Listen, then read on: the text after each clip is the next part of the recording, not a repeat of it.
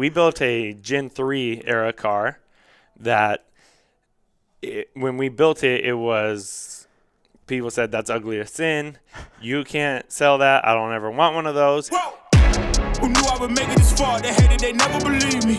Yeah, I would never drop the ball. I know I make it look easy. Yeah, Mayweather with the defense. I don't care what a critic got to say. I got them picking up the pieces. We're back.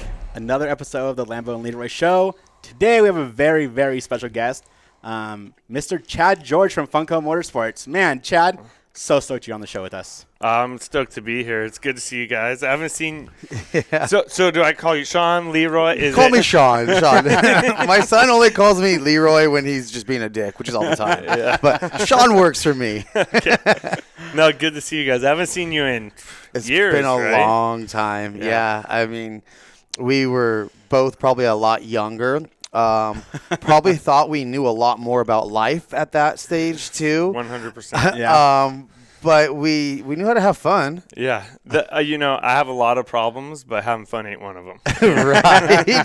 Chad's always having fun. Yeah. Exactly. Yeah. No. Obviously I'm very familiar with you and your family. Growing up in the dunes, and then yourself too. Pretty much anyone off road is familiar with, with the Funco family and the Georges. Yeah. There's my first real memory is when we had the pro buggy, and I thought I can rip in the dunes, I can rip on the track, right? And then we go out there. Back in the core days. Yeah, I slide into that first. By the way, the best racing days were the core days. For sure. In my opinion. Yeah. Dude, it was so Tracks much and everything. Fun. But what I realized real quick that riding in the dunes was not the same on the track as your uncle would just come flying right by me all smooth. And I'm like, what am I doing wrong? I know. I need to go in faster and harder into the turn, It's a dance, and then I would sure. wreck. Yeah, it's a dance. I was just talking to someone today about my old racing days. Yeah. And he was like, do you miss it? And honestly, I don't. Here's the deal. I hated losing more than I liked winning. Yeah. Mm-hmm. Right? So winning, it was good. It was good. Yeah. But I also, the only thing I miss, and I get it in other places in life, but it's not the same, is I miss the gears turning of how to gain a 10th. Yeah. Right? Okay, we could do this adjustment, that adjustment, right? That's the only thing I miss. I don't miss the whole you miss the kind of the mechanical side behind everything, whether it's your racing style or your racing setup or your suspension or your gearing or your engine. You miss all of that. Yeah. So I was never the fastest guy on the track. I was just able to consistently put laps together. Yeah. And I missed that chasing that dread of after you see I'm a half second off the pace, right? Which is huge. Yeah. And then you go back to the drawing board and chase the speed. That's the only thing that kind of I have to try to find it in other spots in my life. Yeah. And I haven't really filled that void. Yeah. Right. But I don't miss it enough to go back. Well, you have kids now, right? Yeah. So that's actually when my daughter was born. She's 6 now. Oh my gosh, finished already. Yeah, I know. It's You are getting old. and she's so much like me, and it scares shit out of me. She's so bad. So, I have 2 kids. I have a son, Axton, he's 4, and a daughter, Gracelyn, that's 6. I have a bulldog, and I have a Labrador. My son's a Labrador. If he does something wrong, he is so sad that he made you get him in trouble, right?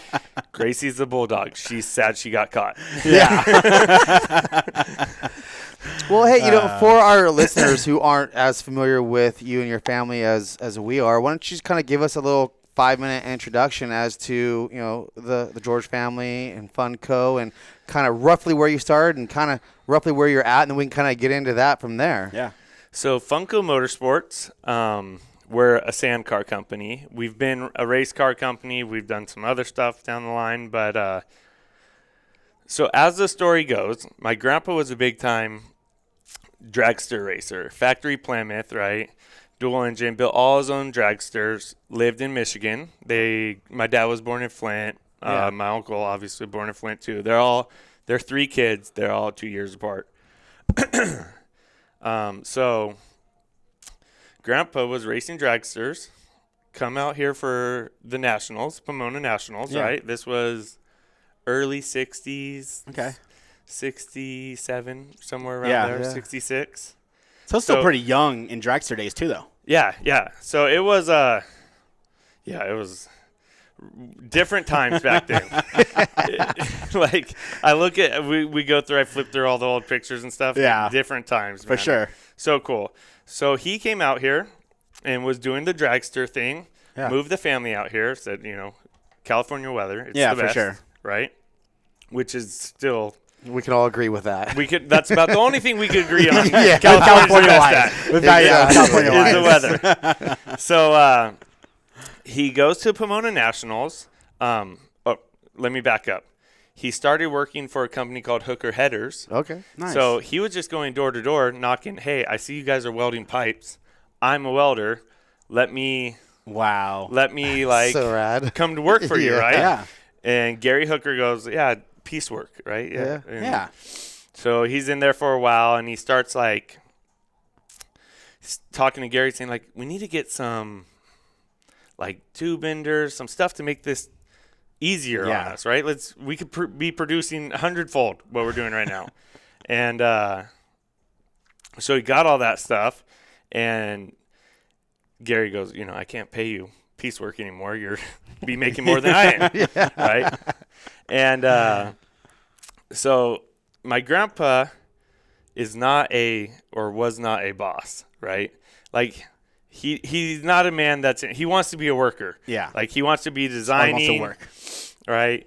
Doing all the labor, just making his wheels turn. He doesn't want to manage. Yeah, people, he's right? in the shop, He's not in the shop. office. Yeah. And so meanwhile, he's in charge of he's there for a while. He's in charge of, I don't know, 40 guys, whatever it was. Wow. More guys than he's comfortable with. He's like, I don't like it. And so he goes to Pomona Nationals, and back then you just wait in line with your car, do your 10-second run or whatever it was back then. Yeah.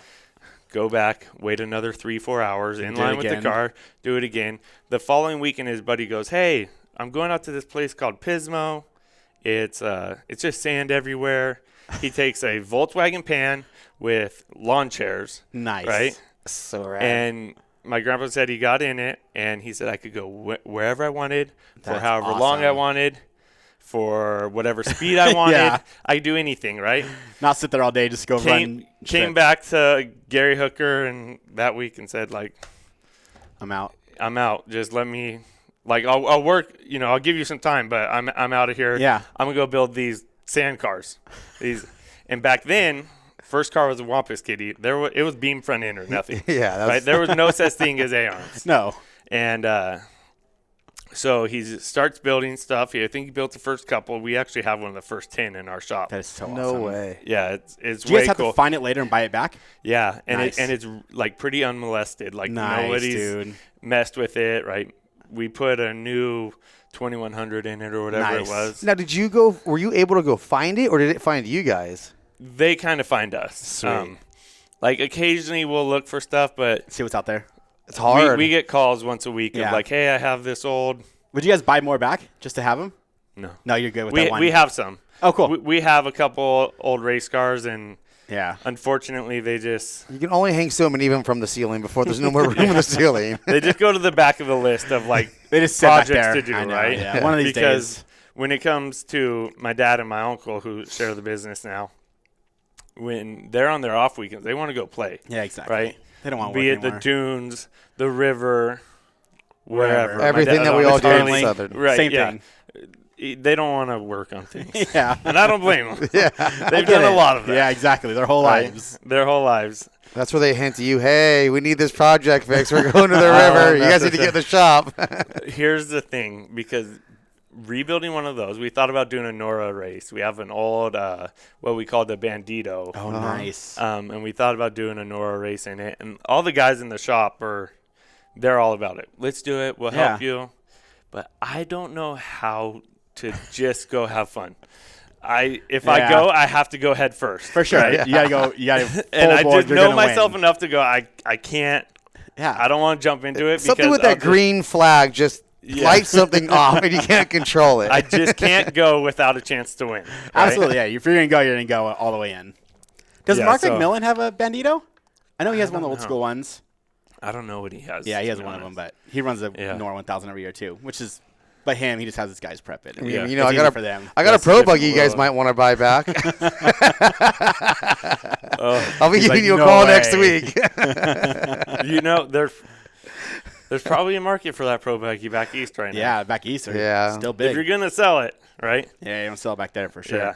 Well, Chance is going to race it, though, so you got to let Chance Oh, race it. You yeah, got to I let him don't race it know. a couple times at least. But like you were saying, racing and stuff. I mean, If you're going to go, you're It's going a to do full it. life commitment. I mean, it's fun when it's passion and you're racing. That's all you're going for. But it evolves to another job eventually, and Yeah. it's hard to balance that both. Like, you really need just the racer to race, Yeah. and not do anything else. Yeah. But then it becomes another business to run, and it's like you said, it's real hard to like go race just for fun, because if you do that, you usually don't win like you want to. Like, Yeah. it's such a hard balance. You know, the only people I've ever seen good at it were my uncle and my cousin. They could go and Race. race and be like, if we break, we break, whatever, right? And they didn't, but they had good results, Oh, yeah. right? Like my uncle, arguably one of the best racers Ever. I would Right. argue that all day long Yeah. too. Just it's insane how I think he was tied for wins in Mickey Thompson, like most wins in Mickey Thompson, So tied insane. or is the most. But that's against Rob Mack, and that's against Walker Evans. That's against the baddest Ivan dudes Stewart, ever. everyone. Ivan Stewart. 100%. Yeah, the baddest dudes ever to hit dirt. Yeah, yeah. He was. We got to bring Greg my on here one uncle. of these days to talk about these We times. do. Yeah, you should get Greg. And Oh, we'll Grant get Greg in and here. Grant in here. There we go. That would be a great one. That would be really right? good. We'll do that for sure. Yeah, then they could give you They'll you have know, every single. they'll have all oh, the God. stories. Yeah. I mean, I've heard a lot of them. You probably don't want to hear them anymore, do you? There's some pretty good ones on there. We'd have to bleep out. Yeah, but Anyway, some black eyes and so- bruises. so back Gil, to Grandpa. Yeah, Grandpa. So he goes and he tells Gary I'm getting out, and I think he owned a piece of Hooker at the time, Okay. or something, because what had happened at some point was the shop burnt down, Hooker headers burnt down, and my Wow. grandpa had his dragster in there at the time. Couldn't pay him out for the dragster, so I said, "Here's a piece," right? Wow. And Gil just said, Yeah. this is Don't need way it. more fun. Yeah. Nobody told me what to do, yeah. right? And so he starts building sand cars Was he building out of his garage or what? out of garage, and then we had a place over, I don't know when, but pretty early on. Okay. We had a place in not far from here, actually. Okay. In Upland Nice. or Altaloma, one Cool. of them. Now, when he first started, was it tubular chassis or was this still Volkswagen pans and then transitioned to it? He first one he built was a tubular. And he was chassis. probably one of the first to do that, right? Yeah, and he actually. So we got into racing by someone in the racing industry said this is way better than what we're racing Baja with, Yeah. right?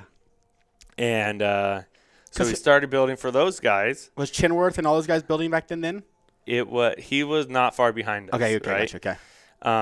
And I don't know exactly when he started, if it Yeah. was the same time or Yeah. I know but they're around the he same is time. really early on. Yeah. Same Wow. with my grandpa, right? So we started racing, and it was still beam. So he goes, this is crazy. You can get way more out of a car just doing A-arms, right? So he put these A-arms. They're still at first, which is one of the first 10 we have is Wow. still A-arms. Oh, wow. And we had the guys got it was beam or nothing. Yeah. You can't race with A-arms. They'll never live. It's blah, not blah, gonna blah. work. They don't work. Yeah. Beam is the way to go. It was Volkswagen. Thank God for the Hardcore. Volkswagen. I mean, were right? Heim joints even really kind of a thing then, or was it still bushings? It was and bushings. bolts? It was Yeah. bushings, That's right? crazy.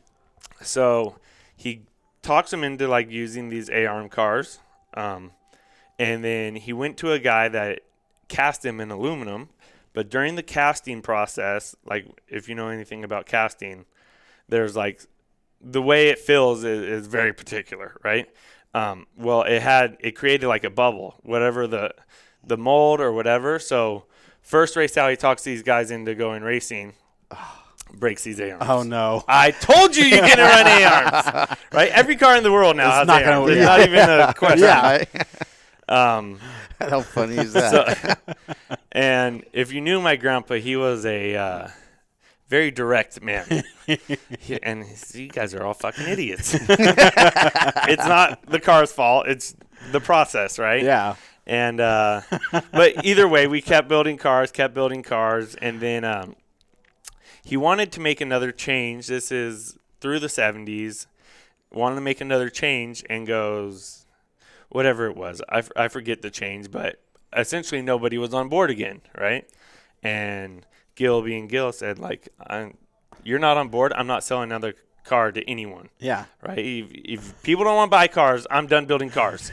If they don't want to get better, I'm done. It's my way or the highway. It's my way or the That's it. highway This is because I'm better. right and you're wrong, and there's no in between. So, and this was Malcolm Smith had cars, Steve McQueen, like all the guys. Ivan, everyone has had Funco cars, right? Or had come through there, at some point. Imagine being there back in the day when all that was going on. I mean, some would argue that was probably better times than today. Yeah. Yeah. It was. What was the very beginning? It still had a very just looking at the old photo. We have these huge photo books, like super grassroots, like just the coolest times. So cool. My grandpa has countless pictures with Mickey, right? Mickey Thompson. Yeah. So cool. From back in the day. Yeah. In fact, he came out here wanting to work for Mickey or with Mickey or something. And then he said he met him and said, I'll be his friend instead. I'm not sure I want to go into business with That's true. him. Yeah, makes sense. That might have proved probably to be smarter. Yeah, probably smarter way. Yeah, it's yeah, I think business kind of did him over in the long run. Yeah, which is crazy. Yeah, that's a wild story. That's a crazy story. Save that for another podcast. Yeah, I've heard the story a couple times, like just through people and through my grandpa.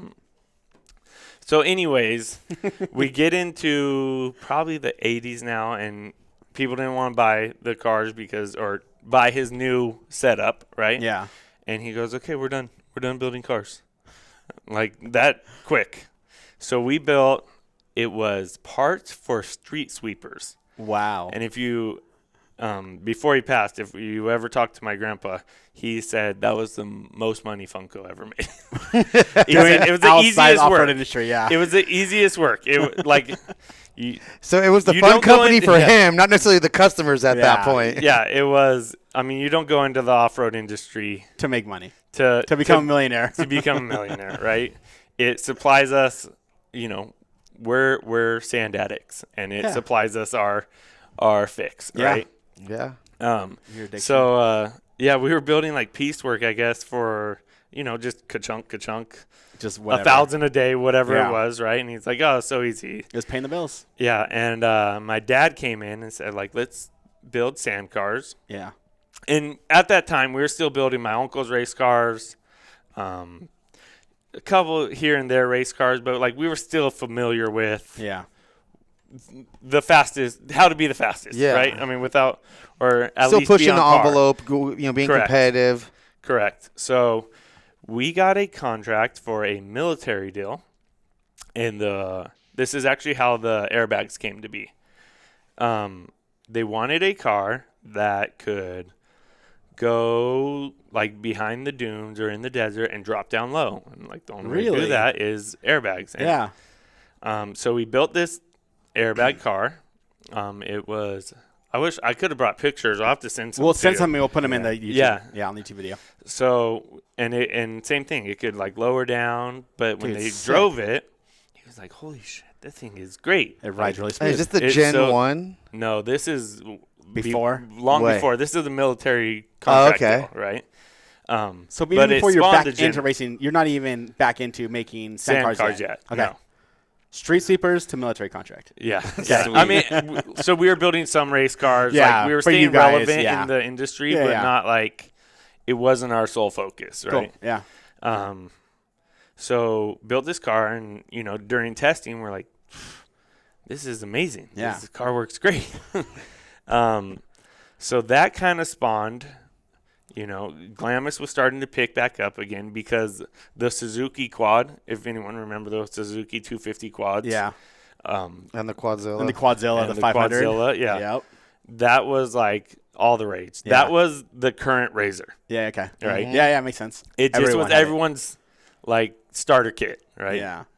If you could picture a meme of like, Here's just the Glamis I go to kit. Glamis in the 80s, right? And you have like a Suzuki quad, Yeah. George, Budweiser, and a mullet. Yeah. Basically kind of like the kids today Yeah, nowadays. but it's back. That whole thing is back, man. So my dad pushed like let's build a sand car. So Yeah. we built the first Gen 1, and it looked like a toaster box, Yeah. right? It was like maybe not everyone in my family, but that car would admit it, but that car was not ugly. That car was ugly. But You've been trained to say that, haven't you? see? They're working in. But the deal was, if we could just get people in the seat, they'll understand. They'll love it. 100%. They'll love it, right? Because it worked. Like it What was year still was being that? out in Glamis, Yeah. right? And what year was that? That was Around. late 80s, Okay. 91, somewhere around Okay. there. Yeah. Around like 90, around that the range. 90s, Cool. early 90s, right? And you guys were Because getting the military car was 88, I believe. Okay. Yeah. Makes sense. And then did King always build your shocks? No. So we, they got in pretty early on. Yeah. But at the beginning, it was a shock with an airbag. airbag. They were separated. Wow. Like it is on the rear of our car now. Okay, gotcha. Right? Yeah. The shock through the airbag came Yeah. from King, Okay. and that was probably Gen 2. And for Gen the longest time, Okay. too, A-arm Gen cars 3. were kind of coming out. You kind of had the SU, some of the people trying to get out into it, kind of Yeah. coming from the old Mazzones with the billet shocks and stuff on it. And everyone Yeah. looked at these airbags like, that is never going to work. No way, right? Much like it's at the first thing. impossible. Yeah, like it's just not going to work. That thing is Yeah. ugly. It's Yeah. not worth it. Like, stay away. But there was a huge following, like you said. I mean, I've grown up in the Sound my whole life, and Yeah. you get in a Funco, and it drives massively different than anything else out there. Yeah. And the proof was in the pudding when you'd go to the regattas. I'm sure he'll get into the massive amounts and the loyalty that they had with it. And what's amazing about, I think, your guys' company is just like what you said your grandpa did, just staying true to what you believe is right and just evolving it throughout the years. It was awesome because the first cars, they weren't that pretty. And then you got like the doors. You're like, I'm going to fall out of this they were thing. different, too.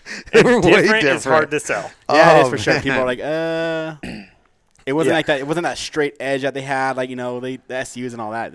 It was just massively different. And, Like- and that's the story of our of all of our time. Actually, we built a Gen 3 era car that when we built it, it was people said that's ugly as sin. You can't sell that. I don't ever want one of those. Yeah. And like we sold a couple to like our loyal customers. Yeah. That's what our cars look like now. It's that same curve, right? It just they weren't ready yet. They weren't ready for it, yeah. Right? But then they got used to it's it. seriously identical to our cars, just turned around. I right? mean, can you think of another manufacturer line. of any product or anything that you can look at and know right away who manufactured that? I mean, No. let's just go sand cars or off-road cars. There's a lot of cars that can look very similar with Yeah. body panels and everything on it. It can be difficult. I mean, if you don't know the industry, For the very, layman. Yeah. very difficult to decipher what it is, right? Except for a Funco. Funco, you see it and you know exactly what it is. Yeah. And I mean, and your new cars, like They're next like you said, level it is now. so different than everything else out there, and then it's so awesome all at the same time. Like, but it's still true to your core, which is badass. Yeah, we so when the King came on, to go back real quick, when King came on, that's a handshake deal. And they won't sell it to anyone. That's right? That awesome. front shock. Yeah. The rear shock it's just a shock, right? Just it's a bypass. Just It's just I mean, yeah, I don't want to say it's just a shock, but no, but yeah. there's a Can everyone builds a shock. everyone could buy that Everyone- shock in the back, everyone though, could, right? Yeah, everyone could go. You can go to King and buy that shock, Yeah. right? But the front shock just working through the airbag because we had to figure out how to package it, right? Yeah. And still get to travel, all that. That's just a handshake deal with King, and they've held true to that. So it's been Probably, let me do some math. Is that real mid-90s? quick. No, that was probably early 2000s. Okay. All right, 'cause we built Gen 1 and Gen 2 through, I think, 97, Okay. 98. Yeah. So Those were probably Volkswagen cars back then. dude, yeah, Volkswagen. Thank God for the Volkswagen. For a long time, though. Yeah. I'll be honest. Our cars now are just giant Volkswagens, right? I mean, if you really broke it down, thank God for the Volkswagen. They're not, right? But thank God for the Volkswagen because it spawned Everything. the off-road I think industry. Redline might beg to differ. Yeah. With 2,000 horsepower. But no, the Volkswagen spawned. Thank God for those damn Germans. They did spawn a lot, though, man. It spawned the off-road everything, industry, Yeah. right? Like the explosion of the off-road industry came Yeah. from the Volkswagen. I mean, the Volkswagen taught me how to work on anything, as an engine, and Yeah. you work on it in the dunes. And I think there was a fairly simplistic. You could rebuild them out there, pull it out, Yeah, that do was it, my whatever first you car as wanted. well. And it really taught you how to survive in the But dunes. did you even have a Volkswagen if you didn't carry around quarts of oil with you? Well, exactly. Or if you had the dual carbs and it popped at an idle but ran like a rape ape wide open. Yeah. I remember the first car that was like, so real quick, the business is structured. It's split three ways between my grandma. It was my grandma and grandpa, my uncle and my dad, right? And they're all equal. Yeah. So kind of like when we were younger, look, I'm blessed or spoiled, however you want to look at it, right? I hope that I work hard enough that I don't, I earn what I get. You could be spoiled, but you don't have to be spoiled rotten, right? Yeah. Yeah. Yeah. But like I was allotted, like, I got a lot of cool things when I was younger. Yeah, I got to drive stuff. sand cars, right? Yeah. And the first one was a Volkswagen, and it was for all the grandkids, right? And Garrett at the time was still racing in motocross, pretty seriously. Yeah. So he didn't spend nearly as much time in the dunes as I did because, when we were younger, we were racing. He beat me a couple times, and I was like, "Fuck this! I'm not riding anymore. I had a couple like crashes. I'm like, this sucks. I like a cage. Yeah. Right. Pretty early. You on, learned young. That's good. No, it just driving attracted me more. Is what it really was. Yeah. Right.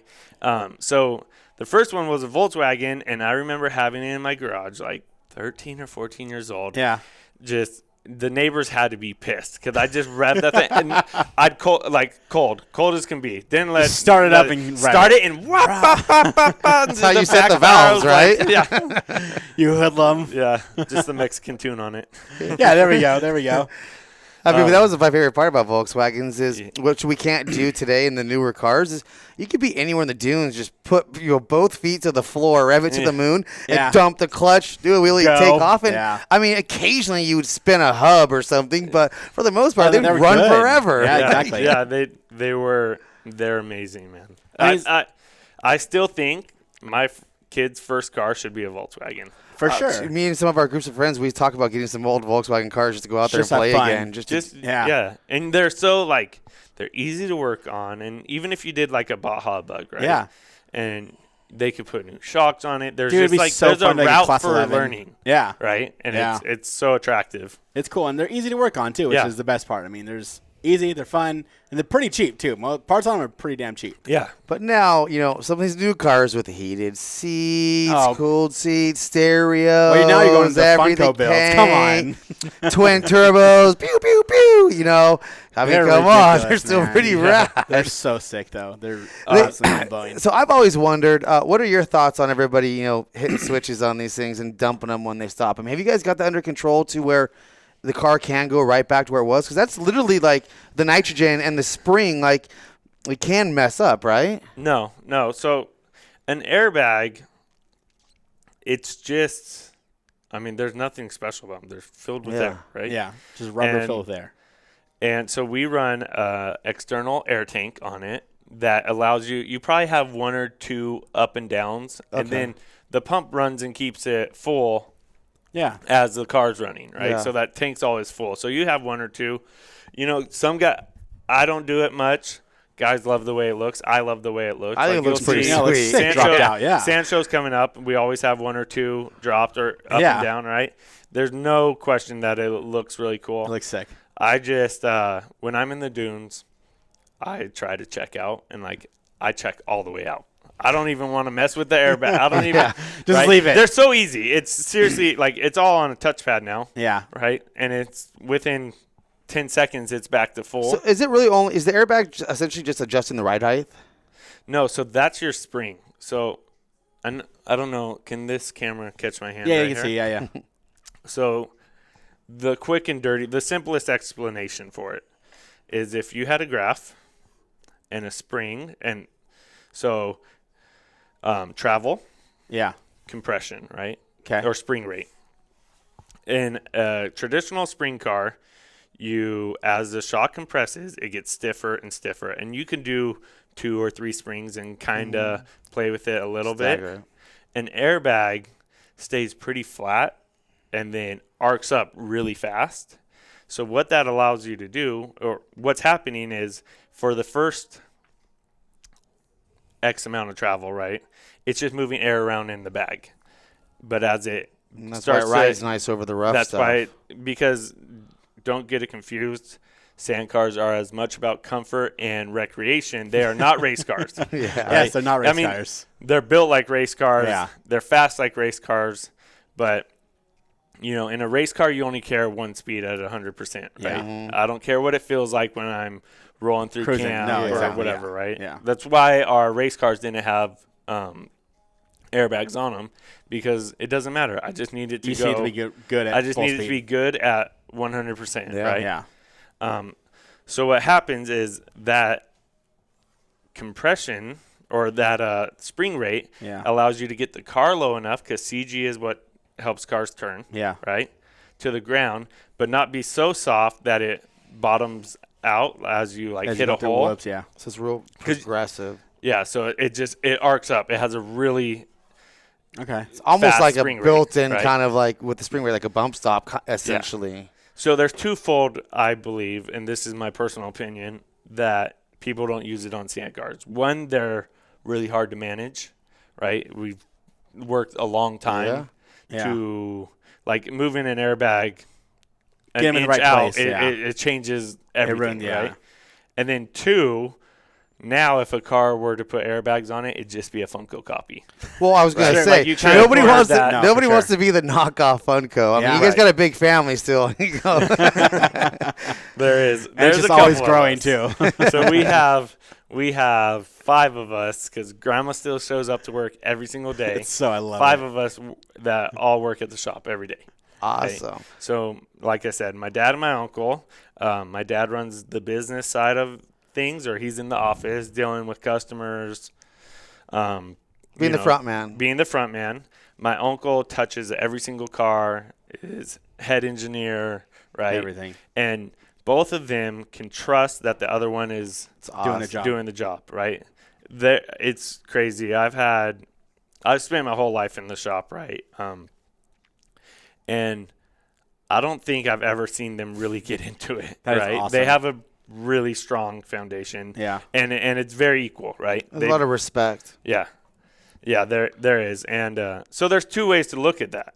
There's one way that goes, maybe my dad starts his own business or my uncle starts his own business and can make a little more money, right? Because you're the sole breadwinner of that business. Or you look at it, which is how we look at it, as we have 5 families, right? Yeah. Vested in seeing the business do well and grow. Yeah. Right. And we believe that that's the better option. Absolutely. I would is 100% massive, agree. yeah. Coming from a family business also, my sisters and everything there, I mean, yes, it has its battles for sure. There's a lot of passion involved when making decisions and Yeah. stuff. But in the end, family is still everything. And like you said, like the business is designed to provide for the family. Right. And that's its main goal. Yeah. And as long as everybody in the family understands that, it'll continue to succeed. And, when it's your name and your legacy and everything, and there's a lot of respect with it involved, like the future is really endless at that point. I mean, Yeah.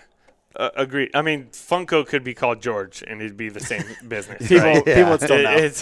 It's definitely even our employees. Like I think our chassis guy's been there 26 years. Nice, man. Wiring's probably close to 30. Wow. Right. I think our shortest guy is maybe 3 or 4 years. Yeah. 3 years at this point. Yeah. But yeah, we have 8, 10, and their everyone that's family been there. too. Their family too, right? Yeah. So when we need a push for, like right now we have the show coming up and it's kind of a Yay. crazy time. Yeah. It's kind of a crazy time of year for us.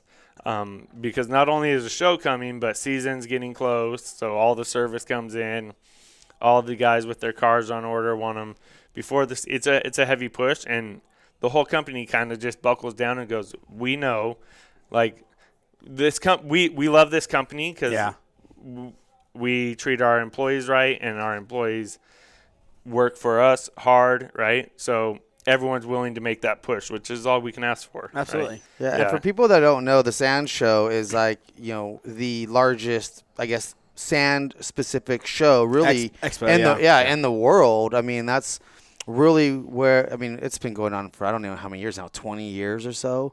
Yeah, it's been a long time. Long time now, yeah. But it used to be something just very SoCal-based, regional-based, but now it pulls people from all over the world because, I mean, you guys were one of the first to send cars overseas to Dubai and everything. What some of our friends we call the Abu Dhabi slide. Where they go hit turn The brake. 180s. They really pushed. That industry really pushed us to have better, like, duty cycle. Mm-hmm. So it's wild over there, but they use their cars, like, if in the States, if you got out to the dunes twice a month, that's a huge year for you. Yeah. Right? They're there every single weekend. They work on Sundays, right? Yeah. But they go Thursday to Saturday every weekend. Really? And they use the piss out of their cars. They're so mean to them. I remember Are there mechanics out there that work on them? Yeah. Okay, Yeah. yeah. Well, in the beginning there wasn't. There wasn't. And they would literally, I mean, almost throw the cars away and buy a new one, right? They figured out pretty quick, like, That was expensive. That it's not that it's expensive. I mean, it's that too, but it's also they don't want to miss a weekend. Yeah. Yeah. Because all their friends are going to be out there. Yeah. So They're gonna they miss learned out on pretty it. quick that I need to have some guys here and some good shops here that, and a lot of guys do it in their own camp. They'll have their own mechanic, right? Wow. That just kind of maintains everything. Yeah. It's a trip. And then there's some bigger shops for, like, crashes and stuff like that. They learned real fast that, like, if we drive them like this, they're going to need maintenance. Yeah.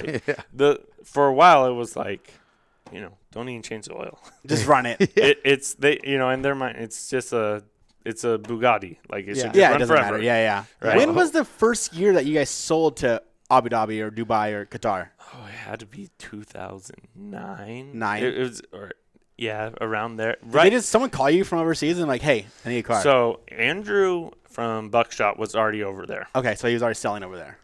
So let me back up. First person I think there was a company called Quicksand Sand Cars. Was it Quicksand? Yeah.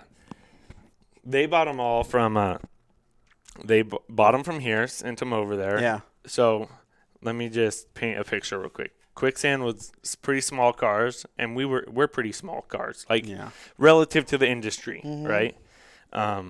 So they sent them all over there, and all these Quicksand cars broke because Didn't last a weekend or two. Yeah, we probably, yeah. Yeah. You just mentioned Quicksand. Yeah. So then Buckshot went over there, and he had some really big cars, and they were really stout, and they could just keep beating them up, right? So we got an invite over there, and you'll have to have Grant give you the nitty-gritty details because it's a hilarious story. But I'll save that one for him. Yeah. And essentially, they said, like, we don't want to take this car. It's small. It's going to break. Because their only experience with small cars was with the Quicksand. Yeah, and they're like, Grant's like, just let me same try thing, it out, right? yeah. Let me give you a ride in it. Let me show you, like, what it can do and give it a chance. And we had one customer haul it, and still one of our greatest friends to this day, right? Some guys like transcend from, like we have a Funco family, which is like the extended all the owners. Yeah. And some guys like transcend into like they're really close friends, right? Yeah, that's cool. And he even didn't have a car for a while, but we still talk to him a lot. Yeah. He has a car again, but he was the first guy to give us a shot, and it kind of exploded out of that, right? Wow. That was, 2009 Well, or so 10. around that time, we were It was post-crash. we were pretty Yeah. much coming into a recession, Yeah. 06, 07. Oh, yeah, 08 was Everyone's that big kind of housing scrambling. Yeah, we're at SEMA and it's dead. They're giving out credit cards to try and get people to go and entice everyone. Yeah. And meanwhile, while the housing crash here is just literally just demolishing every bit of every industry we've got, theirs was just kind of beginning and growing. And like those years, we saw a lot of people from overseas in the Middle East at SEMA buying products, buying stuff. That off-road scene, I mean, from Dubai for maybe close to a decade, really reignited the industry and a lot of industries. Like 100%. Like it was because they were hardcore enthusiasts and they just wanted to go out, have fun. They wanted to do all the cool stuff. Yeah. It was just new and exciting to learn, right? Yeah. As What you we're doing know, over getting here. into a new hobby, like they're just itching for more information, and they were just kind of figuring out. Wow. And all the companies were figuring out with them of like, they use stuff differently over there. They are hard on things. They're beating things up. So it was a learning curve of like, okay, how do we make we need to clean up our wiring. Like it was clean, but we need to make it proof. mil spec, right? Yeah. You had to build in like really solid cars so that just to keep them, right? Yeah, they couldn't mess Yeah. with If it. anybody coming here back. in the States like, so how reliable are your cars? Well, look at these videos. They do this And this every is what they're weekend, doing, yeah. and you're going to go out 3 times this year, so don't worry. Yeah. Dude, So I there was a remember time the there, first though. time. What was that? I'll say there's a time there that you guys were selling almost only overseas, right? Yeah, for Around that time, right? Yeah. Wow. I mean, for a long time. Yeah. For probably all the way through like 16. Did that make business way harder though? Because you had to ship everything over there and just. No, Or was there's processes. Yeah, set so up, you right? kind of figured it out. Yeah, you figure it out. But I'm sure that first one was like, holy crap, dude, we're going to send a car overseas. Yeah, and my dad actually flew or went with it, right? Yeah, that's was cool. there when it In landed. the driver's that's seat, cool. in the container. This thing's going to show up with or without me. Just, and it just kind of grew steady. And what we did during the crash that really helped us stay relevant, not only with the U.S. but more like with them, was we took all the other guys were taking money out of the cars, be it hubs, cheaper hubs. Okay. I don't want to say all of them, but A lot of them that were. was kind of what was happening Yeah. in the industry. And my dad and uncle, because I wasn't a huge part of the company at the time. I think I was working at another company. They took it out of their paychecks and just kept Wow. just cut the cost of the car to keep the lights on. Yeah. Right, just enough to keep the lights Yeah. on, and that Survival mode. Yeah, survival mode, and that fed into the idea that Funco's solid. We don't awesome, tell though. lies. That's a big thing, right? yeah. When we tell you right now, it's probably 20 months. Wow. Wait, Not like what we have to say, got but like it's the 30, truth. But this is the truth. Yeah, I could tell you I could get you a car in a year or next season, But but it's that'd not. be a lie. Yeah. And then eventually you're going to get And then your you're pissed car off. in 20 months Yeah. and be pissed off at me when I should have just told you that from the beginning. Yeah. And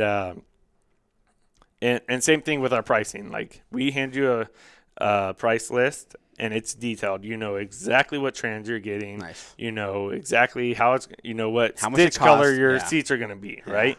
All of it. And there's no hidden costs or anything because you can always hand me that build sheet back and say, look, This is what it costs. this is what it costs, Yeah. right? And we stick to that.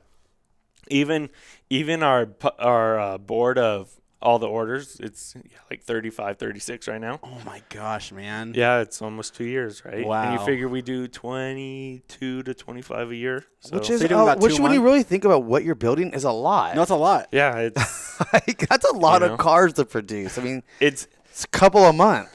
Yeah, we you know, That's a lot. and 1 month maybe 1, and the next month maybe 4. 3. Yeah, okay, right, gotcha. or 4, Yeah, whatever, yeah. right? It's Yeah. just parts are crazy right now. Everyone in the industry is kind of Just struggling getting parts. It's a constant battle. Like, So what hat are you wearing in the business? so I run parts and service. Okay. Um, That's going to lead me right into my next question. parts and service. I'm kind of a catch-all. I help my dad in the office. Occasionally, I'm out on the table on our plasma machine. Yeah. Like drawing So whatever parts it takes. Yeah, whatever it takes. But like, I'm an office guy, right? Is my main focus, right? Yeah. And same with my cousin Garrett. He's welding. He's learning all his dad's tricks, right? So that eventually He take over that side. they could take a weekend off every once in a while. yeah, and enjoy it. So being like in the purchasing side and the parts side, how was, this, what do we want to call, The pandemic? The pandemic, The pandemic, or yeah. the pandemic, Yeah. what do we Yeah, want to call it? yeah. Because supply chains were tough, and I know you source most of your stuff locally and through and domestically. There still proved to be challenges because you're building a car that's you bid that thing 2 years ago and it's coming down, and cost of parts had to go through the roof at some point, and it had to be tough. Yeah. So what we do for guys, if you came into our shop today and you said, "Here's my deposit, my $2,000 to hold my spot. You're number 36 now, right?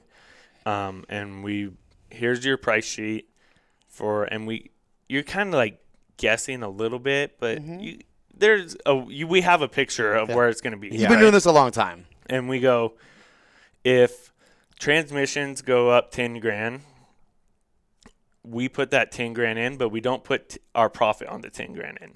Okay. Right. So like some Got stuff just has to be relayed. Yeah. Right? I can't pay you to take a car. Yeah.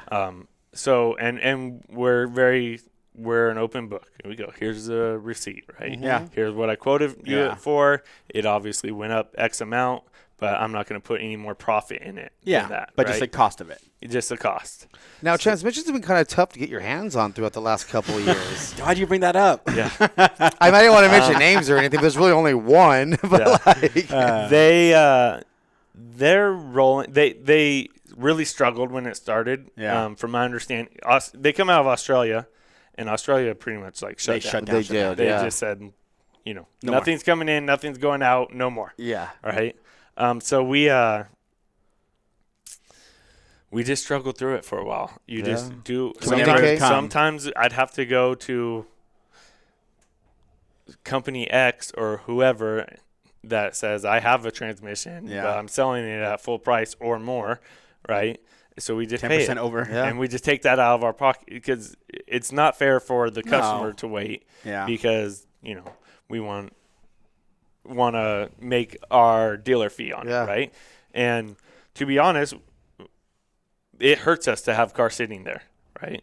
We'll take the hit sometimes to have rather than having a car sitting there not finished. And some guys fought it, right? Like we had customers that, they just had to deal with the wait. It sucked. It sucks for them. It sucks for us. Yeah. Right. And most guys, our client base, they all own their own businesses, right? Or most of the time. So they understood. So they understood. That's crazy because I'm dealing with Yeah. X product I can't get, right? Yeah. Where the stuff that really annoys me is like, I'll just pick a part on a car, be it's I don't know, a Heim joint. Yeah. Right? Yeah. I'm just picking a random part. Well, if the Heim joint is back ordered, and then I go to a company like CarTech, which is like a middleman, A reseller, right? yeah. And then they're back ordered, then I have to go to A retailer. Joe Smo online and pay tax on it and pay full price, and then you lost $50, $100, right? Yeah. But you times that By 10. By 20, 10. 30. Yeah. it starts to add up. But Exactly. you just go, that's Is what it is. we're You won't get the we're clients all at parts. dealing with the same problems, Yeah. right? Life happens to everyone. Yep. No one's immune. This is so true. So now you and Garrett, you guys are the ones out there doing like the shakedown runs out in the dunes in the middle of the summer, right? Yeah. Yeah. They're 5 a.m. runs. I mean, it sounds so much fun, but those early runs gets are hot brutal. really fast. It is fun. I still, when I say like when we go recreate, right? When we go play, we still love to go to the dunes. I still go test these cars, and I drive a lot of them, right? Almost every car. Like, it's rare for me not to test a car. But anyways, I still drive those things, and I'll do something. Like, if any of the listeners can picture at the end of pad 3, there's like this giant roller. Like, it's a bush, right? And it rolls off this little hill. It's probably like 10 feet down. All right, I'll throw the car sideways at like 70 miles an hour, and I clip the front of that bush with the front tire, or clip the bush with the front tires, and it like shoots you in the air about 4 feet, but then you fall off sideways down the hill. And I go, ha, ha, ha, you're not allowed to have this much fun. It shouldn't be possible. And I do it every time because it's like my favorite thing to do, and it's so insane fun. I think anyone that goes to Glam has been doing it for a long time has that one spot or that one scenario where you hit it and you just giggle like a little kid all over again. All the time. And it doesn't have to be a fast one or a crazy one. It's just the car just kind of moves and does something, and you're like, wow, that was awesome. And nobody else in the car usually understands how awesome it was or gets the same feeling, but it just because works. it's a little sketch. Yeah. Everyone understands like, no one gets that like, that butt pucker right there. No, but they, I drive all the cars, and they are still so fun to me. I just can't. Every time I drive, I'm like, it shouldn't be allowed to have this much fun. Not be legal, especially for work. Because it's just a giant Glam is in like, there's cars. We're not confused. There's cars that go down the center of the drag faster, right? But to get there, you just got to put a bunch of travel in the car, right? It's not like rocket science. Set it up. But in our view and our customer base is duners, right? And duning to me is just a giant short course that you get to pick the line. Right? Awesome. And it changes every time you go. It's never the same. But you're sliding around, right? Yeah. You're tossing it. Like I'm coming through the big bowls, and you're coming up to the lip, and I'll make 2 turns before I get there, right? I'll slide the car left, I'll slide the car right, and then I'll decide, I'm going to go the other way on it, and I'll put it back left again and like hop in, right? And that's what's fun to me. That's what's fun to our client base, right? Is the duning aspect of our cars. The best part about the sand drags is everybody's there and they're not in the dunes. Yeah. That's our boys' ride. Is right before the sand drags start. Is we head out, 3 o'clock, and work. Usually we stay in cement flats lately. We'll work out towards the hill and then back towards the sand drags at like 5, right? Yeah. And that's just let's get after it because no one's in the dunes. Yeah, right? And that's such a fun run, running up the backside of Olds too, running up those ones, and then you turn around and come back down. It's like the same ride, but it's so different because you get to fly off of everything. That is awesome. It's a blast. So would you, if you were to build a car, would you do a supercharger or turbos? This is the most common question I get asked. Is it really? Every customer, right? I am a blower guy through and through, besides one twin turbo package. And what it is it's really small turbos so that you don't have any lag. Yeah. I can't stand lag. Instant, yeah. Right? Well, I could especially probably the dunes, you kind of want that right away. Yeah, I could get through the dunes faster with probably a 1,200 horsepower engine, which is crazy, than I could with a 15. Yeah. Right? Just because you don't have to chase the throttle at all, right? And it goes back to I'm there for fun. I don't want to have to be rowing on the shifter always in the up and down. right position, right?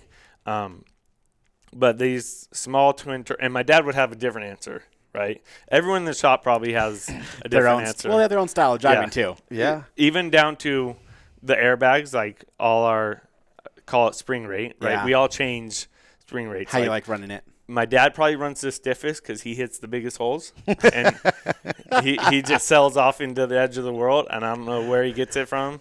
Like he just goes for it. And then I'm probably after him Garrett's a little softer than me, and Greg's probably the softest because he's the smoothest. He's the best Right? driver. So smooth. He's just so smooth. He's just like, you look at him and like he could be napping. Like Yeah. he going really That's how fast. it looks when he races too, though. Yeah, You're it's like- just, No, he's just like yeah. calm, going, cruising. Insane. And I would say that Garrett probably drives more like my dad, yeah. and I You drive like Greg? Yeah, like this is what the guys in the shop. We were talking about this other day in the shop, and Garrett may argue this differently, but like I do. I'm kind of real. I don't. My dad is don't look behind the curtain because Wizard of Oz. You don't look behind the curtain. Yeah.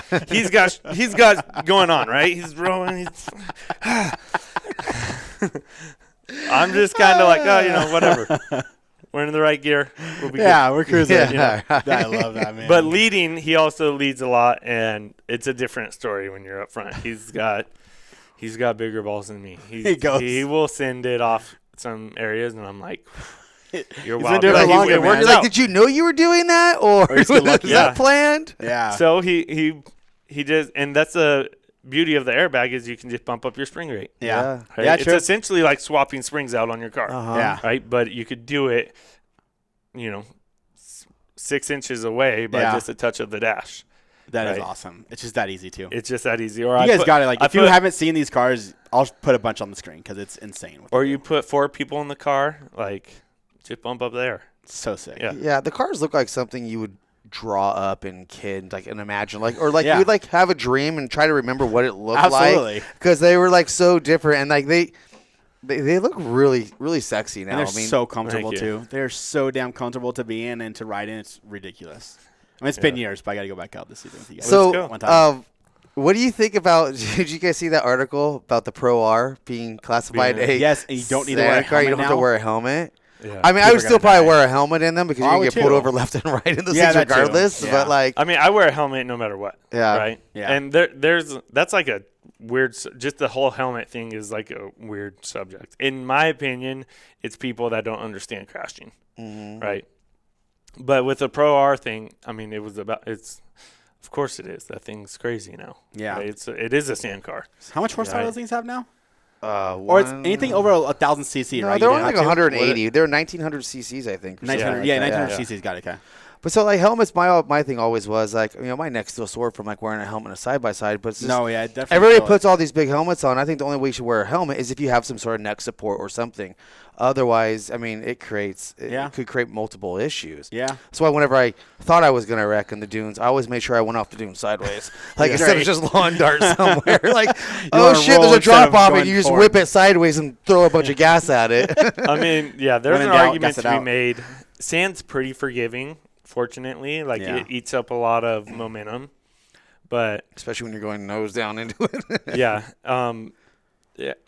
so my kid, I have a Can-Am, and my kids have to wear helmets in them, and they like the full faces because then they could talk. Yeah. That's nice. The whole nine.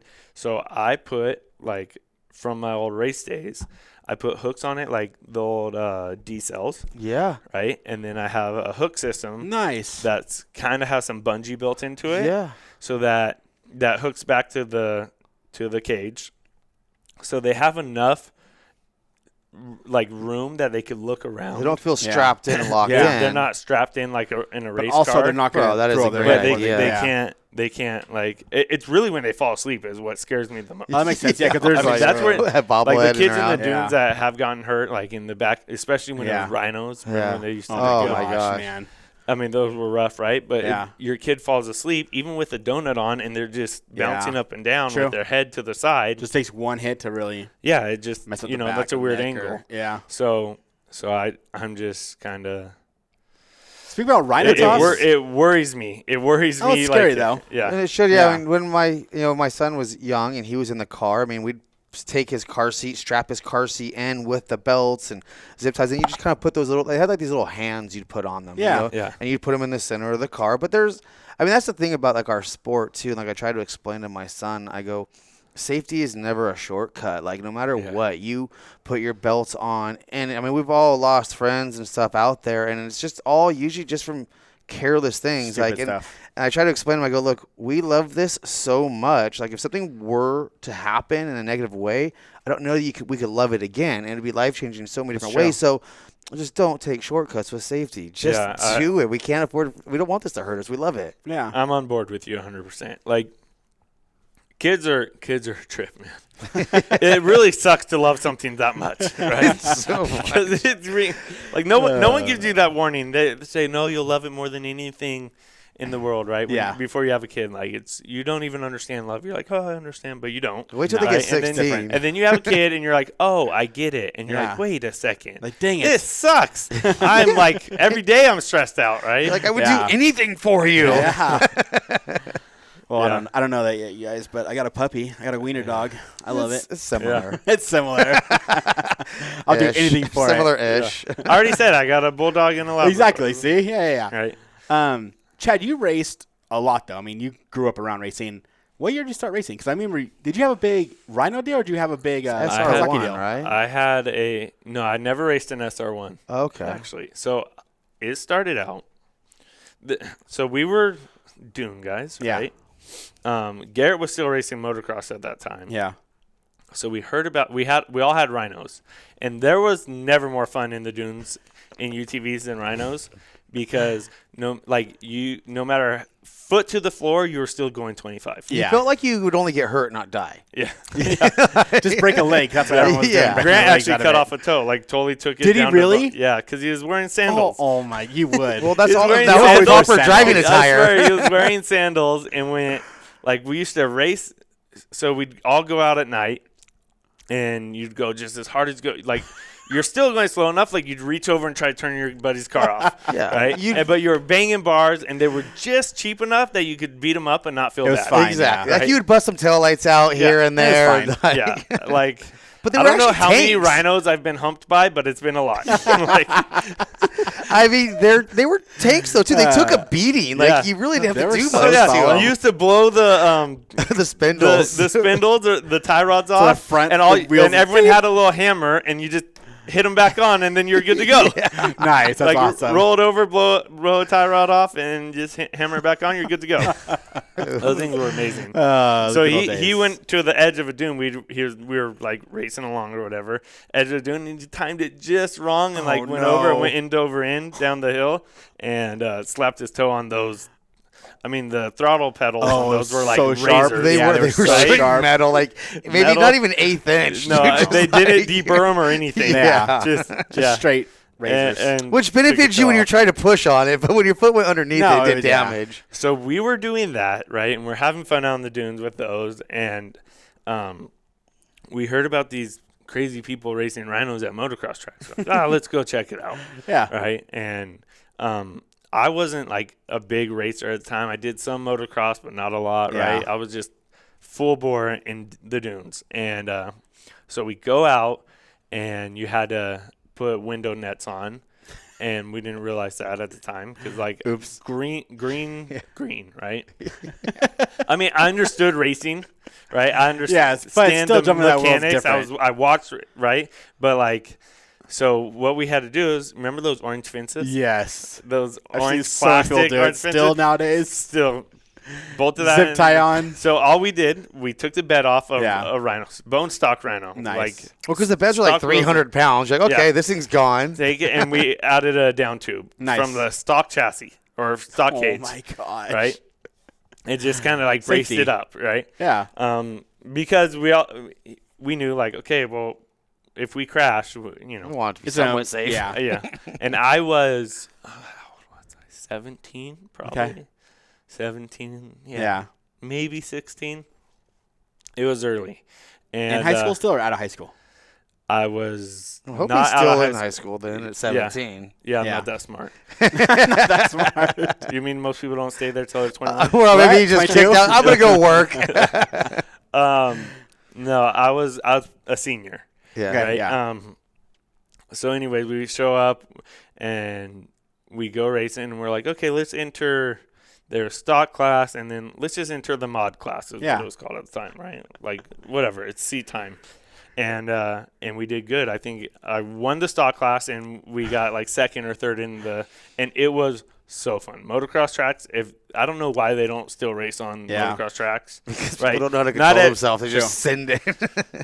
We were talking about that. We were like, you could race with the cars now. You could race them on like the big tracks, right? Back then we were doing like vet tracks, but not really the pro tracks. Occasionally we do a pro track if it was a little bit mellow, like some doubles, right? But and there's always that one double. You're like, I think I can make maybe. it. Yeah, I think not so. everyone's RJ Anderson and just understands. It's going, In right. fact, most people don't understand. Yeah. Right? They just think, oh, that looks easy. You I can mean, we jump see it. it every day on Instagram. That's a right? problem, yeah. It's like these people doing those crazy jumps, they're wild. Yeah. So wild because there's so much I go room like, for air. Oh my god. Yeah. So we did that, and then we were like, that was fun. We did really well. And we got to build a race car. And then from there, we were just in deep. And I started, my first big deal was with Montclair Yamaha. Yeah, I remember that. And we built like a full tilt custom Rhino, right? In fact, we went out to test that car at Elsinore. Yeah. It's a great story. We and I don't even know if I've told my dad this, but I'm sure I have. Well, yeah, you are now. So we go out there and it's the first day with the new car, right? And it was a big process. Like they're race cars. Right, they're almost harder race cars to build than like a pro buggy. Yeah, because you got chrome all these spindles you put on there, steering racks, and it was all new too. It was all new. No one was doing it yet. Yeah, but you're also taking a car that's not supposed to race and trying to make it a race car. Yeah, so taking a car that had a just dump building bed. a race car. Yeah, you could have just built a race car and it would have been way easier. Yeah, it had a dump bed on it. Yeah, that's where it came from. So I mean, so the rules were at that time you had to use. The floor with the uprights was it, and then from motor had to be where the motor goes, right? So you had to use motor mounts or like where in the same position, and then you build a whole race car around it, right? So you stripped down to right now, then down to nothing, down to like just a floor fan, basically. Yeah, nice. All it was is like 4 tubes with some uprights, nice. So first day we go out and it's like. Got this whole program. We got the sponsors on board. King shows up. Yeah. Motor Builder shows up. Yeah. And we brought our whole setup to go like test this car. And this was when 110s were like the rage, right? And I was riding my 110 on the vet track, and I'm like hitting jumps and stuff like that. And anyway, I cross-rutted up the third gear tapped on a 110, cross-rutted up this table. And like went over the bars, and when I bailed, I landed and blew out my knee. Oh my god! This is all before we test. Because we got there like early, right? This is the first day of testing the car. Yeah, this was at like 7 a.m. We're testing, and you're just bored playing. Like, I'm gonna go ride this bike until it gets here. Then, like I'm me and I'm stupid, so I decided I'm gonna go hit this big jump. Oh no! So. My knee's blown out, and like everyone's showing up, and like I know my dad is gonna be pissed if I tell him. Tell I anyone? Can't. I don't tell anyone. No, my cousin Taylor, Garrett's sister, was there, and like I'm in tears, like I'm in so much pain, right? Like just grunting it out, and I'm in the trailer, and it's just me and her. I'm like, dude, look at my knee, and it's already just swelling up like a balloon. Right. Get the duct tape. So it all half hour later, they're like, okay, let's first run. And I climbed in and out of that car all day. It was a long day of testing. Yeah. Like there's so much the shocks where it gets. It's a whole deal, right? Yeah. Clutches and we had the gosh, clutch guy there too. It was wild. But I climbed in and out of that car all day, and like I would just be and just like fall into the seat because like it's a race car, there's no doors up on and that down, thing. yeah. And dude, that was a terrible day. Oh, that's miserable, It was man. a terrible day. It's so funny growing up how we always tend to inflict our own pain on ourselves through our own dumb actions. And if we would just listen to our parents, we would probably have mitigated a lot of those before they happened. But, we got to learn from our mistakes. It makes us who we are. Yeah, 100%. Yeah, that's that was a rough day.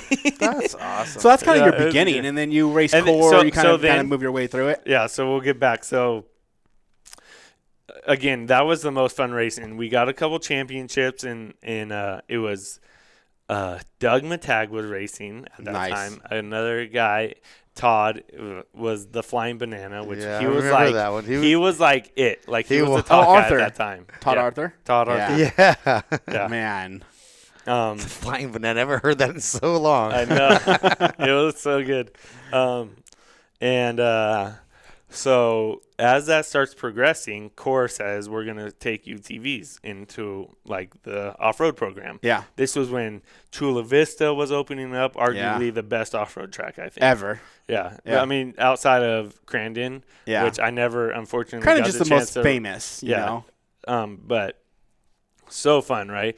Pomona, where they dig through the That was the insane. asphalt. We talked about that, just tearing the asphalt up to get in there. It was insane. Gnarliest crash I ever seen with Johnny Greaves in Pomona. Dude, that was crazy. Yeah. It was so bad. It was so wild. But all those tracks were like budding, right? Yeah. It was just a real fun time. Yeah. So they decide they're going to take UTVs. And at that time, we had a past relationship from Mickey Thompson with a guy named Reed Nordine, who ran the Cali program. Okay. Right? And we got in with them and got a Kawasaki sponsorship. Yeah. They had just released the Teryx, right? And the Teryx was like way ahead of the Rhino. Right? Yeah. It was like what the Rhino next did to level. the golf cart. Yeah, That's the what Teryx did to the Rhino. Nice. it did. So we got in with them, and when we built a car around it, and we learned some stuff from our last car. Yeah. And we know we're going like short course racing, which in a UTV is like desert racing. Yeah. It was going to be a different car than motocross style, Yeah, right? for sure. And when we built that car, it was a cheater car. Like it wasn't. It was within, It was the, within rules, the rules, but still but, next like, level than everybody. All you had to do was like it was just. It was so easy to win in, right? Yeah. The only time I think we lost in that car was when like a malfunction, right? Yeah. For the first year or two. When And you then it got smashed your knee competitive and got then. in the car on the dirt bike before, right? Yeah. Yeah, those 110s. Yeah, 110. 110s and Those 50s. get still everybody. get you today. I Yeah. know. And 50s 50s too. I think Uh, 50s are worse, man. I used to. I think everyone would. I got hit by a car on a 50. What? one time. Yeah. Oh my God. Were you Dude. on the street? I was on so here in Rancho we have a street called Banyan, and it has like a horse trail that Yeah. kind of runs parallel with it. Which is right also off the side. AKA 50 test track. Absolutely, dude. And so how this street works is like the street's up, and then all the houses are built like down this hill, and you kind of come up into Banyan, and you gotta. It's like steep enough that you have to pull your car far, like almost out into Banyan to be able to see. See, Okay. yeah. So and there's a fence on the side so of the horse sketchy. track, and I was just like third gear pin. And this was when I was probably like 14, 15, Yeah. right? And I'm just like third gear pinned. I don't know what I was doing. Like for sure there's Just streets riding. coming up, Yeah. right? Like I just blow by them. It's so stupid. I'd kill my kids. I'd kill them. Oh, And, man. Payback's going to be a bitch on that one, Oh, bud. dude, so scary. So I'm just blowing by, and this lady, and at that time, for a while, 50, as long as they were 50 cc's, but 50s were actually 49 cc's. Yeah, I remember, yeah. Right? So if it was like 49 cc's or under, they were legal. Like a Well, street, then you could ride 'em on they the were street. You could ride them on Yeah. the street. And then they put out a rule that said, okay, now they're illegal Yeah. because there's everyone's kids, riding there are kids around, everywhere man. ruining our park. Well, it Yeah, started with exactly. it started with the moped, and Yeah. then went into the 50s, Yeah. and then All the GoPeds, dude. The They're fucking- GoPeds, Yeah, they were yeah. Yeah, sick. GoPeds were great. So much the fun. Bigfoot. Oh, the Bigfoot, dude. That's what I had, man. Hell yeah. Dude, Worley and I used to moto the streets with those. It was so Oh, fun. so good. So I'm running along this horse trail, and this stop sign's, back 10 feet off the road. So Yeah. I'd be fine if she stopped at the stop sign. But you can't stop at the stop sign 'cause you can't see out into Banyan. So I go and I see her starting to creep up, and I'm like, oh, I think I'm gonna stop, but it's horse trail. You can't stop on horse trail. Like you're gonna slide just forever. sliding, yeah. I'm like, I'm gonna hit the side of this car. So I'm like, I'm gonna pin it. And then I go to pass, and she clips me like perfectly in the hip, like center of her car, and my head hit her hood and put like a dent in it, like this. No big. way. And I just remember like spinning out into Banyan, like sideways, and dude, ruined the bike and they had just outlawed like the 50 deal. And she's like, do you want me to call the cops?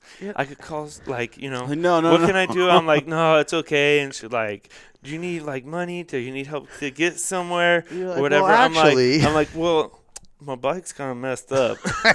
She's like, I don't know. I can go get my husband, but like I have $100 on me. I'm like, I'll take it. See ya. Bye. Got it. Took it out of there. And I had a helmet on, right? Thank God, yeah. That saved you for sure. Did your dad know about this story? I don't know. Probably. He may now. I have a few of them. He probably heard them all. Like, I'm sure he has now, yeah. You're open now. At this point, it's really the trick's going to be not telling my kids. Oh, for sure. Right? Because I don't want them giving them ideas. Like, well, you did it. My grandma told us all our dad's stories. Yeah. And they gave me a lot of ideas. Like, well, at least we're not doing X or whatever, right? Jeez. Like doing this not thing like or my that dad. thing. Yeah. I mean, I love close, that, but not like. But not quite as much. Not quite as much. It's funny, yeah, how we kind of like grow up and like we are literally just a prodigy of our parents. Yeah. And I mean, for sure. You know, our parents gave us all the ideas, the lifestyle, the thoughts. So I mean, sometimes it's like I'm probably just a better version. There's probably so many stories I don't know about him. That's true. It's always best to think that, right? Yeah. I'm like, you grew up in the 60s and 70s. Come on. That's true. Yeah. That's very Crazy true. times. Yeah. It was way more lenient back then, too. Yeah. You could do whatever. It was just latchkey kids. Yeah. Man. Yeah. So the Kawasaki thing turned into super lights. Oh, yeah. The John right, Hara, man. Yeah, that was the cool. John Hara deal. Weren't those like a rotary engine or something? Those were rotaries, Yeah. With 2D Mendiolas. Yeah. And they're all the same. It's kind of like SST is now, right? They're all the same. Mm-hmm. They would show up with the whole program, and everyone would race them. It was some of the most fun racing I ever had. It was stacked. RJ. Yeah. There was Sheldon Creed was in it for a little bit. Sheldon Creed, Brandon Ward. Yeah. Twitch. Deegan was even lot. in it for a little bit. Yeah. Right? It was. I think Cameron Steele maybe raced for a little bit. Steele did There was a lot of people. Ox. Ox, yeah. Right? Oh, yeah, Ox, yep. There was a ton of them. It was just a great time in racing. I had so much fun. Yeah. And then that kind of turned into a year of Pro Light, which I did shit in. Like, I just didn't. I don't think we had the funds to like be able to chase, and we were kind of behind the curve, right? And then that turned into the Pro Buggy, and like that was, I don't know, I raced for probably 12, 13 years, something like that. Yeah. And in the Pro Buggy, once I had my daughter, I just was like, race weekends were always fun, but it's such a life commitment to go racing. Oh, for sure. It goes back, right? And I go, when I was little, I don't remember going to I remember a couple, but I don't remember going to my uncle's races, my dad's, because he was racing desert. Yeah. But I remember going Glamis, and I remember going to the beach. Those were the fun times. To Idaho or wherever, right? Yeah. Those were like my childhood memories that I cherished. And that's kind of what I want for my kids. Yeah. So that's what we do. That's good. And it was really hard for my dad to give up on the racing. Yeah, he's been doing it forever. Because very competitive. He's a social butterfly. Oh, yeah. He just flutters around the whole. He does. Right. Everyone knows him too. Yeah. Everyone knows him. And that's your social scene. That's your friends, everything, right? Yeah. So, like I said, I was kind of done, and we finished out our year. Yeah. Right. And Garrett raced 1 or 2 more years after that. me. Yeah. But it. I remember him going to Crandon and winning Crandon and Greg. I've never seen Greg so hyped, dude. And I remember him interviewing him after the race, man. He's like, "This is the best weekend I've ever had racing, ever." And it was because I think it was a huge deal for him, let alone Garrett winning Crandon. Yeah. And like him being there, he was just so hyped, man. It was a really cool deal. Yeah, I think probably that was a lot of memories for him. Like for sure. Brought back a lot of memories, exactly. Just the whole culmination, and seeing your kids succeed has to be like, one of the best things. Yeah, for way sure. cooler than yourself succeeding. Yeah. So I say I'm done with racing if Graceland or Axton said like, I want to go race trophy carts. I'd be go like, back. Well, we're in. Yeah, exactly. You do it. Full steam ahead. Yeah, I know right? you would. Yeah. Yeah. Push the customers' cars out of the way. All right, we're building some trophy cars. Exactly.